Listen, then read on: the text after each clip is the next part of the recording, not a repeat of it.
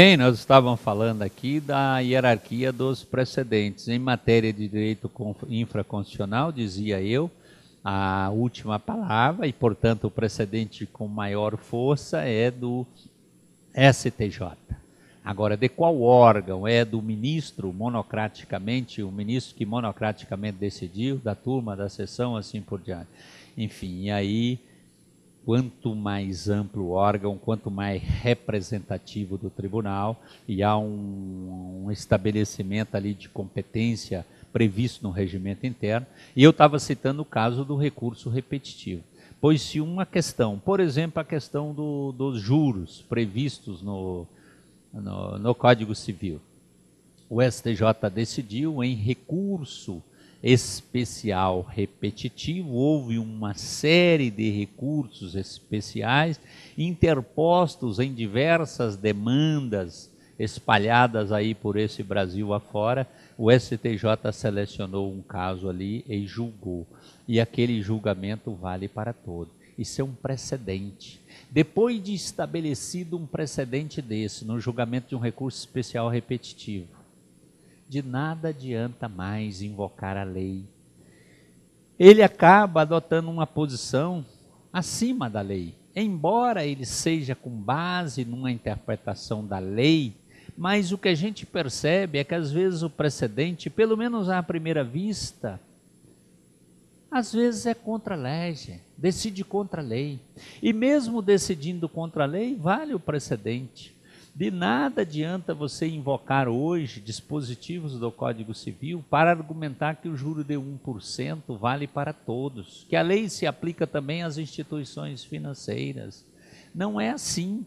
Falam que não, que para valer para as instituições financeiras teria que ser uma lei complementar. E daí, que adianta invocar o Código Civil? Donde me leva a concluir que a fonte formal, a fonte criadora, originária do direito, não é só a lei. Eu diria que a lei está numa posição até subsidiária. Essa afirmação pode causar espanto a muita gente, mas eu indago como advogado, primeiro, sobre essa questão. Há precedente firmado pelo STJ em se tratando de matéria infraconstitucional? E vamos pegar a questão dos juros envolvendo as instituições financeiras. Há precedente? É a indagação. Sim, a resposta é positiva. Há precedente que interpreta dispositivos da Constituição e, sobretudo, do Código Civil e do Código de Defesa do Consumidor e chega à conclusão que os juros de 1% não se aplicam às instituições financeiras, que elas podem cobrar o juro que quiser, 10%, 12%, 20% ao mês, desde que fique dentro de uma taxa de mercado, que é estabelecida pelos próprios bancos. Então, se precedente ouvir, nós podemos cantar a pedra. Esta é a lei geral para regular os casos que estão por vir. Mas a lei, e eu respondo, ora, a lei, a fonte formal do direito em havendo precedente, a primeira fonte é o precedente. Ele já foi estabelecido com base nas normas, ou seja, com base nas leis e nos princípios. E aí tudo cede diante do precedente. Eu diria que se houver precedente, precedente com certo status hierárquico, de nada adianta invocar lei ou princípios. Eu colocaria, havendo precedente com esse status de hierarquia, por exemplo, precedente constituído ou consubstanciado em súmula vinculante, em súmula do Supremo Tribunal Federal, vinculante ou não, em súmula do STJ em matéria de infraconstitucional, em recursos repetitivos, julgamento de recurso repetitivo. Eu diria que isso ocuparia, na escala hierárquica das fontes, o primeiro lugar. Depois é que viria as leis e os princípios. Se não houver precedente sobre uma dada matéria, a primeira posição na hierarquia das fontes, eu diria que são os princípios. E depois viria a lei. Precedente não há, eu não posso mais, e eu não posso ainda invocá-lo. Se for súmula vinculante, o precedente, que eu falei, precedente, eu faço esse parênteses, é qualquer decisão judicial. Resta saber se esse precedente tem força normativa, o que interessa para nós. Mas eu estou falando aqui, nos interessa muito, de precedente do STJ e do Supremo Tribunal Federal. Um julgado do STF ou um julgado do STJ é um precedente. Agora, se esse precedente, este julgado, foi repetido diversas vezes, ele acaba assumindo um status de jurisprudência. Jurisprudência significa reiteração de julgamentos de um determinado caso, ou de casos semelhantes. E se diversos órgãos fracionários do tribunal, ou até do pleno, segue aquela linha jurisprudencial, aquela jurisprudência passa a ser dominante. E se essa jurisprudência dominante é consubstanciada em súmula, e os regimentos internos prevêem a possibilidade de editar-se súmulas, síntese de julgamentos, ela vai consubstanciar a posição de um tribunal. Uma súmula é mais importante do ponto de vista hierárquico do que uma jurisprudência dominante. A jurisprudência dominante é mais importante do que a jurisprudência dispersa. Mas mesmo se dispersa, se diversos órgãos do tribunal foram naquela linha que lhe interessa, é mais importante do que um precedente só.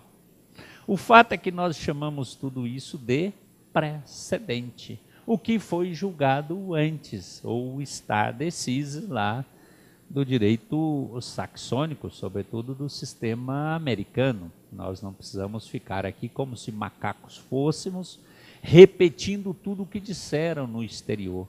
Nós aproximamos, mas não significa com isso que nós escravizamos.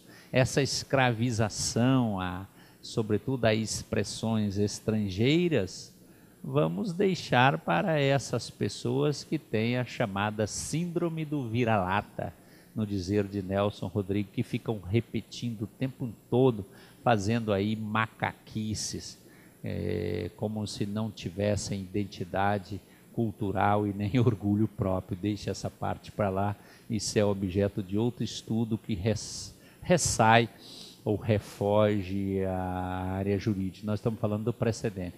Pois é, o direito brasileiro vem adotando no atual Código de Processo Civil a adoção de precedentes. Os precedentes já têm muita relevância, principalmente para a decisão do relator.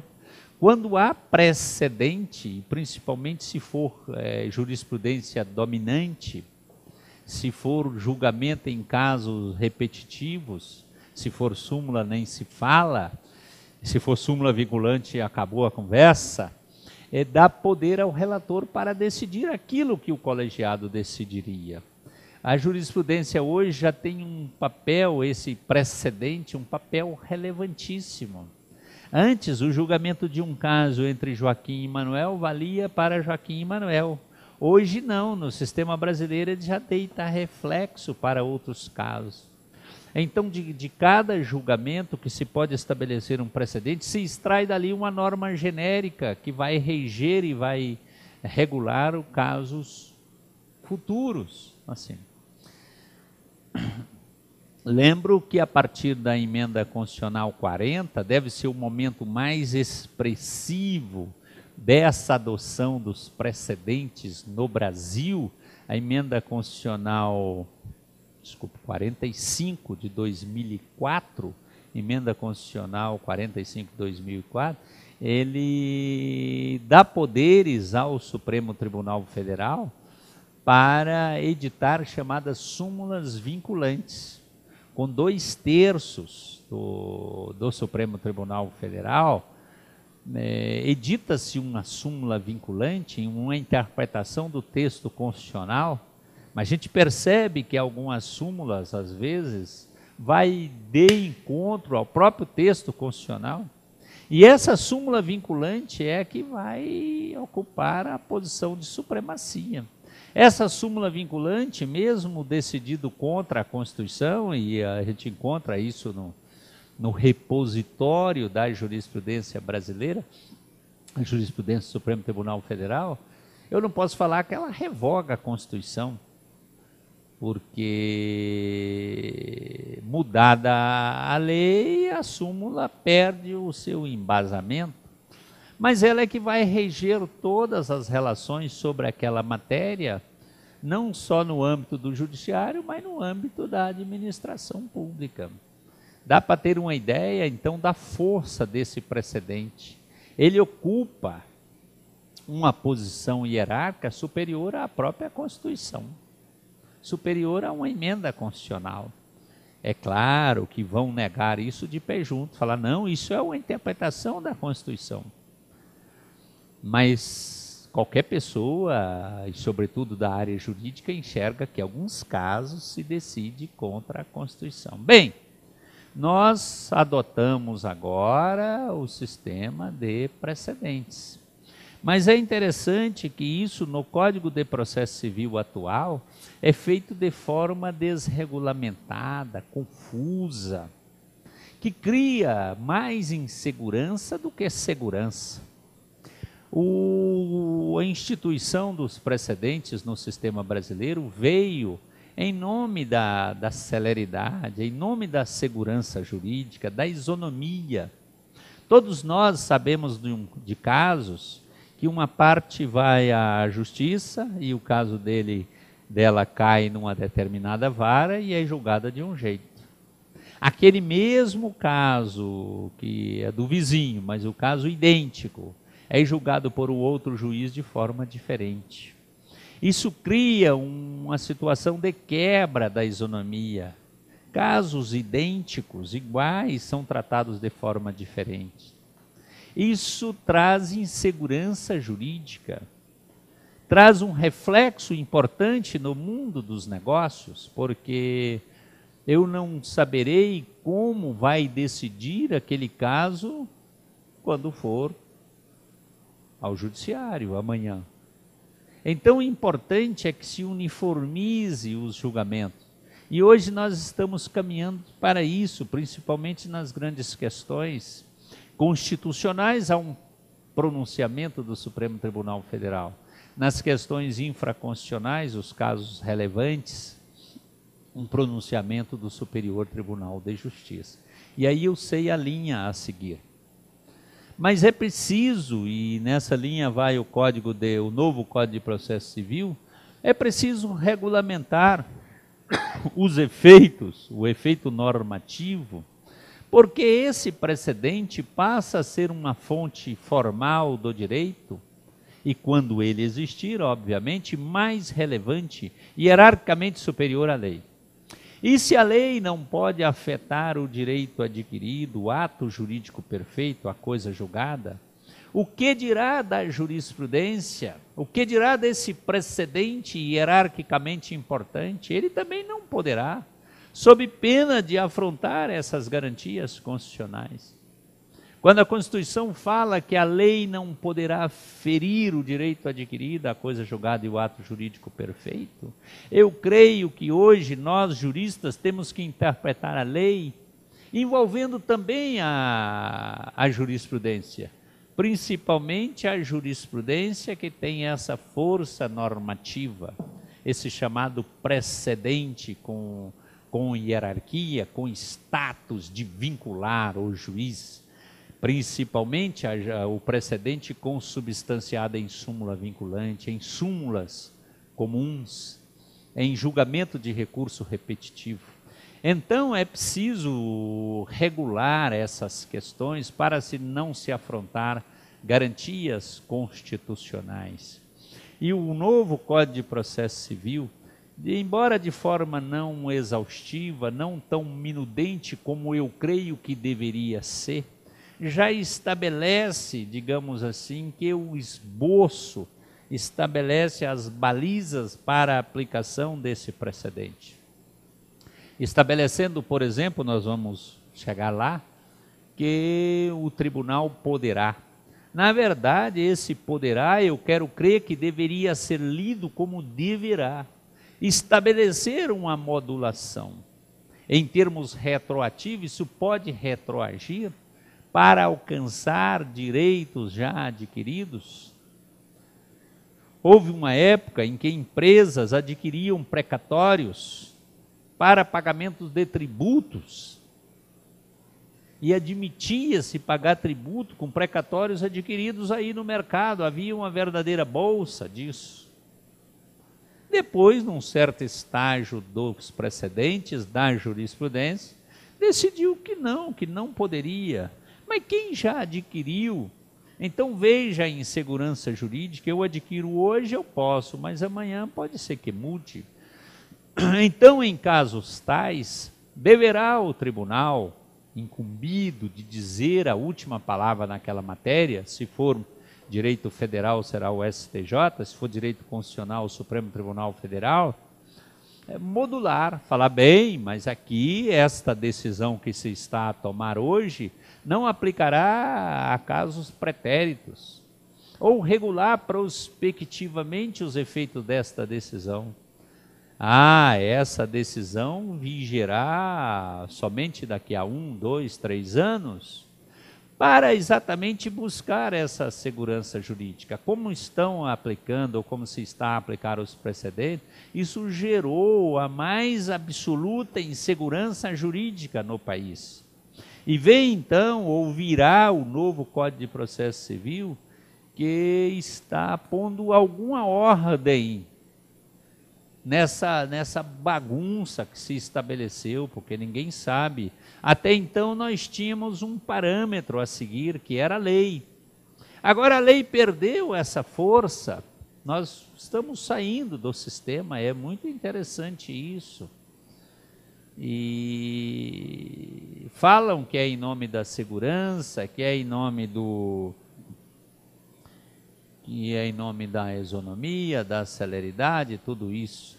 Mas eu, que às vezes eu sou muito de ficar pensando na teoria da conspiração, eu fico pensando num certo concerto, um concerto com C, entre todos os poderes constituídos e o próprio capital, o próprio capitalismo, eu me refiro às grandes empresas, no sentido de delegar, de atribuir aos tribunais superiores, me refiro sobretudo ao Supremo Tribunal Federal, o STJ, esse papel legiferante. O que se percebe hoje no Brasil é que o nosso poder legislativo abdicou completamente da função legislativa. Isso começa com o advento, começa assim, de forma mais sistematizada, de forma institucionalizada, com a permissão, via parlamento, de se editar súmula vinculante para todos, inclusive para a administração pública, inclusive para o próprio parlamento. Isso é impensável, mas fizeram. E o judiciário foi ganhando corpo. Hoje, quem legisla em última análise no país, não legisla somente para o caso concreto, e sim para casos futuros. Legisla em prospectiva, é o poder judiciário. E o legislativo se apequenou. Eu não entendo e não concebo por que um legislativo se permite isso, se não dentro desse concerto que cheira a teoria da conspiração, aqui por mim proposta, mas que eu fico querendo acreditar, que o parlamento brasileiro, e é um fenômeno também mundial, mas sobretudo no Brasil, ele popularizou. Assumiu o parlamento brasileiro, diferentemente do parlamento lá da Revolução Francesa, que era a elite da burguesia que editava as leis, para manter um sistema econômico capitalista vigente ali, imperante, e aqui popularizou, e tantos são os interesses em conflitos no parlamento, afora a questão do fisiologismo, é o da lá, toma cá, que acharam por bem todos esses órgãos, executivo, legislativo, judiciário, e principalmente no comando de tudo e de todos, o capital, representado pelas grandes empresas, as grandes prestadoras de serviço, resolveram então que seria mais conveniente para a manutenção e preservação do sistema de produção que a função legislativa ficasse com o judiciário. Porque o judiciário, nas suas cúpulas, até pelo modo de investidura, é mais fácil de controlar. O parlamento depende do voto do povo, e às vezes eu perco o controle. Depende de um aumento na taxa de juros ou de como comportou o desemprego para o resultado da eleição ser assim ou assado.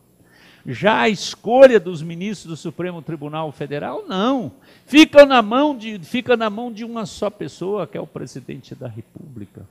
E esse presidente da República, não vamos tapar aqui o sol com a peneira, ele é eleito segundo o interesse do capital. Principalmente porque as campanhas políticas, as campanhas eleitorais, são regadas com dinheiro das empresas. E é muito dinheiro, e de nada adiantará uma lei que diga que a campanha será financiada com direito público. Porque isso é feito às escâncaras no Caixa 2. Mas, enfim, isso que eu estou falando não é jurídico, isso é teoria da conspiração, e que negam de pé juntos, principalmente os parlamentares, que não há nenhum conserto, mas o parlamento ficou uma casa só para inglês ver, para ver que o Brasil tem um parlamento, mas que não serve para absolutamente nada. E ficam ali dando mostra ao mundo que é um país democrático, que a legislação posta é toda editada pelos representantes do povo. É lamentável, é dolorido ver o caminho que o nosso país está tomando. E pior ditadura do que a judiciário não haverá. Porque numa ditadura militar eu sei a quem combater. E muitos desses que estão no governo pegarem armas. E agora? Uma ditadura do judiciário, tudo consertado. E não estou aqui pondo em dúvida a reputação, a qualidade das decisões do Poder Judiciário. Eu estou a referir a esse encaminhamento. O fato é, isto é fato consumado. O nosso país adotou como fonte primordial do direito o precedente. E vamos agora para o novo Código de Processo Civil. Fizemos aqui um histórico, passamos pela Common Law e Civil Law e mostramos a aproximação desses dois sistemas. Até na Inglaterra, direito consuetudinário por excelência, estão adotando também esse chamado direito escrito via leis. E aqui na Civil Law, e me refiro especialmente ao sistema brasileiro, nós estamos adotando prioritariamente os precedentes. O resto passou a ser fonte subsidiária. Hoje, como é hoje, para ver como será amanhã. Como é hoje no Código de Processo Civil de 73. Como é hoje na Constituição da República. E como será amanhã, principalmente, é claro, na lei infraconstitucional, no Código de Processo Civil. A emenda constitucional 45 de 2004 acrescentou o artigo 103A à Constituição da República Federativa do Brasil de 88. Por meio do 103A, permitiu-se emenda constitucional, parlamento que aí se fez, em 2 votações, delegaram ao judiciário, abdicaram de seus poderes, conferiu ao Supremo Tribunal Federal a possibilidade de editar súmulas vinculantes. Bastam 2/3 do Supremo Tribunal Federal. E essa súmula pode ser superior à própria Constituição. Precisava de 2/3 do Congresso Nacional, em 2 votações, quase 600 pessoas votando, 2/3, 2 votações em ambas as casas para a emenda constitucional. Pois agora Você divide aí 2/3, divide por 3, 8 ministros escolhidos exclusivamente pelo presidente da República. Não estou nem contando aquele referendo do Senado, porque aquilo é um mero faz de conta. Nunca rejeitaram um que seja. Vamos à realidade dos fatos. Bastará 8 ministros para editar a súmula. A edição dessa súmula vincula todo o judiciário, vincula toda a administração pública. Se o juiz decidir contra uma lei, se o juiz decidir contra a Constituição, cabe recurso. Se o juiz decidir contra uma súmula desta, cabe reclamação. E se ele insistir, será punido. Bem, essa súmula, a edição dela, a revisão, cancelamento, está previsto na Lei 11.417. Então, se muda o texto constitucional, há que se mudar a súmula. Se muda toda a realidade social e política, o Supremo Tribunal Federal pode achar por bem alterar a súmula. Esta súmula, a proposição dela, além do próprio Supremo, a revisão, tudo o cancelamento, pode ser proposto pelos mesmos legitimados para a ação direta de inconstitucionalidade. Vamos aqui, uma corrida de olhos, na Lei 11.417. Tá assim, esta lei disciplina a revisão, a edição, a revisão, o cancelamento de enunciado de súmula vinculante pelo Supremo Tribunal Federal. Olha aqui a competência, quem pode propor, são legitimados para propor a edição, a revisão, o cancelamento. O Presidente da República, a mesa do Senado, a mesa da Câmara de Deputados, o Procurador-Geral da República, Conselho Federal da Ordem, Defensor Público da União, Partido Político, Confederação Sindical, Mesa de Assembleia, Governador do Estado, os Tribunais Superiores, etc. E o Supremo decide. Isso aqui é uma demonstração cabal da aproximação e com muita força do sistema da common law. Dito isso, vamos falar como está no CPC atual, para depois falarmos alguma coisa do novo CPC. Hoje o precedente já é muito importante. Ele é adotado para embasar algumas atitudes, alguns comportamentos, as decisões do judiciário. A questão do duplo grau de jurisdição. Pode-se afastar o duplo grau de jurisdição. Sabemos que as decisões judiciais, as sentenças e os acórdãos proferidos contra a União, autarquias, empresa pública, Estado, município, etc., etc., deve ser submetido a um duplo grau, pois aí está sujeito ao duplo grau de jurisdição não produzindo efeito, senão depois de confirmada pelo tribunal a sentença. Interessa para nós o parágrafo 3º. Em certos casos, dependendo do valor da condenação da União, do Estado, das suas respectivas autarquias, empresa pública, etc., etc., não se submete ao duplo grau de jurisdição. Mas também não se aplica o disposto nesse artigo, também não submete ao tribunal a sentença, quando a sentença estiver fundada em jurisprudência do plenário do Supremo Tribunal Federal, em súmula do próprio tribunal ou do Tribunal Superior competente. Veja, pessoal, que é muito importante, não se submete a duplo grau quando a decisão, embora ultrapasse aquele valor, hoje de 60 salários mínimos, de futuro no NCPC será maior, não se submete quando a sentença estiver fundada em jurisprudência do plenário. Boa parte das decisões do Supremo Tribunal Federal são do plenário. Ou em súmula do próprio Tribunal de Justiça, do Tribunal Regional Federal, Tribunal do Distrito Federal, ou do Tribunal Superior competente. Eu estou querendo mostrar que o precedente já é importante, já é ou já constitui fonte primordial do direito no próprio no Código de Processo Civil de 73. O que o NCPC faz é dar ainda mais importância a esses precedentes e regulamentar, regrar a aplicação desses precedentes, porque o sistema está muito desorganizado.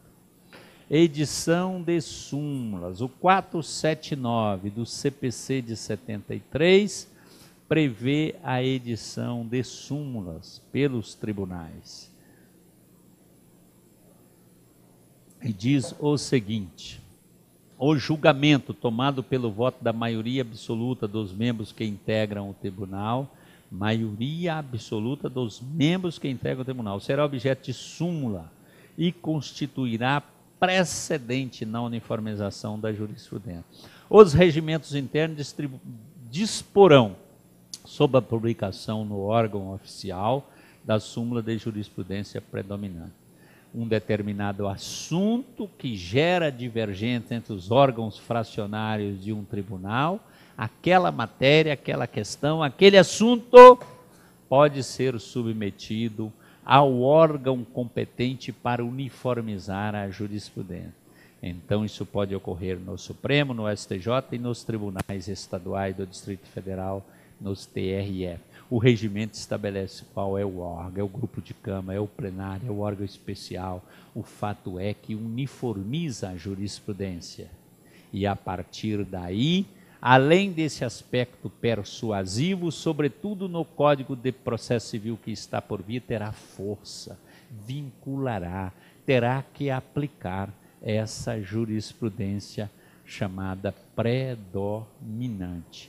Pessoal, nós vamos continuar com esse tema no próximo bloco, enfocando aí como está o estado da arte do Código de Processo Civil de 73. E a seguir falaremos do Código de Processo Civil que está por vir. Até daqui a pouco.